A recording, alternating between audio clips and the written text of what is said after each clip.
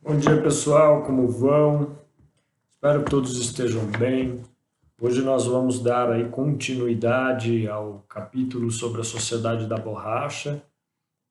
A partir do tópico sobre a compra do Acre, falaremos a respeito da Ferrovia da Morte e, por fim, sobre o declínio da economia da borracha, né? Ao final aí do século XIX, os estados do Amazonas e do Pará eram os principais produtores de borracha do mundo, né? Mas nessa mesma época, uma outra região começou a ganhar destaque como centro produtor de borracha. Essa região se localizava aí na divisa do Brasil e da Bolívia, né, em uma área que, na verdade, na época não era ainda muito bem delimitada, né. Essa área onde se encontra o atual estado do Acre e para ela, né, lá para ela se deslocava um número cada vez maior de seringueiros brasileiros em busca de trabalho. O governo boliviano, com o intuito de impedir a entrada de brasileiros nessa região, ele arrendou o território para uma empresa norte-americana produtora de borracha, a Bolivian Syndicate. Essa situação gerou, é claro, um conflito envolvendo o governo da Bolívia e os seringueiros, né? Soldados bolivianos, então, foram enviados à região para expulsar esses seringueiros brasileiros. E os seringueiros brasileiros, por sua vez, uniram-se, né, sob a liderança de um militar gaúcho de nome Plácido de Castro e derrotaram, por fim, as tropas adversárias. Em seguida, proclamaram aí no ano de 1899 a independência do território acreano, dando-lhe o nome de República do Acre. Porém, essa república teve uma vida curta e não demorou muito para ser dissolvida. A situação se resolveu, na verdade, no ano de 1903, quando os governos brasileiros e boliviano assinaram ao Tratado de Petrópolis, né? Por meio desse acordo, o Brasil comprou da Bolívia o território do Acre por cerca aí de 2 milhões de libras.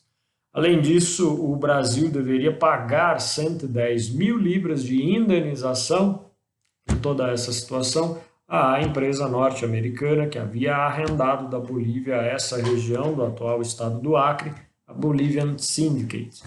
Bem, o Tratado de Petrópolis ele ainda impunha mais uma condição ao Brasil, né? A construção de uma ferrovia que atravessasse a floresta amazônica para facilitar tanto a bolivianos quanto a brasileiros a levada, né, o escoamento aí de mercadorias rumo ao Atlântico, né? Surgia assim o projeto da estrada de ferro Madeira-Mamoré, que ligava então Porto Velho, a atual capital de Rondônia, ao porto de Guajará-Mirim, na fronteira do Brasil com a Bolívia.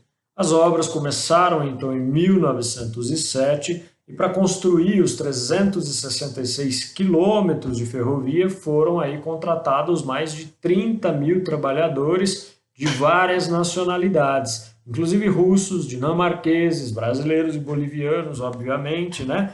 Além de panamenhos, por exemplo, e cubanos, né? Essa construção, contudo, ela foi marcada por várias dificuldades, né? No caminho, esses operários encontravam, então, por exemplo, várias cachoeiras que precisavam ser transpostas para a construção da ferrovia Madeira-Mamoré. Além disso, eles enfrentavam o problema com enchentes, os naufrágios, né, e também ataques de indígenas que estavam em contrapartida, né, a esses trabalhadores, estavam tentando evitar a invasão de suas terras, né? O trabalho, no fim das contas, durou cerca de 5 anos e estima-se aí que morreram cerca de 6 mil trabalhadores, os mais variados motivos, como, por exemplo, as doenças tropicais e também, é claro, os acidentes de trabalho, né? Vocês imaginem quais eram as condições de trabalho desses operários, né? É por isso, por essa razão, sobretudo, que a estrada de ferro ficou, no fim das contas, conhecida como Ferrovia da Morte ou também chamada Ferrovia do Diabo.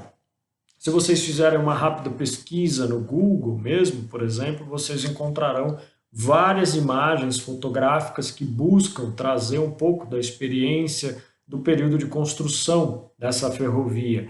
É claro que as imagens fotográficas elas têm sido aí convertidas, né, em objetos de estudo pelos historiadores, por exemplo, né, como representações capazes de presentificar experiências passadas, né, vivências de um tempo passado, como a desses trabalhadores para a construção a partir aí da condição, né, com o Tratado de Petrópolis.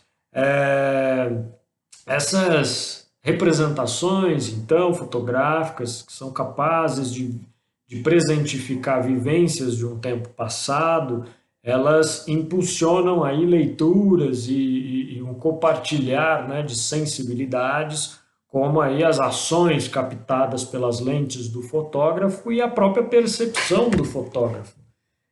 Quem for pesquisar por curiosidade algumas imagens no Google sobre a construção da ferrovia Madeira-Mamoré, eu indicaria que tivesse em mente no momento de observação dessas imagens o fato de que uma fotografia, isso é válido para qualquer fotografia, uma fotografia, quando o historiador vai lidar com ela como fonte para a construção do conhecimento histórico, ele tem em mente que essa fotografia ela diz muito mais respeito à percepção de quem está realizando, fazendo essa foto, do que propriamente traduz fidedignamente aquilo que a fotografia buscaria representar, ou seja, reapresentar, né?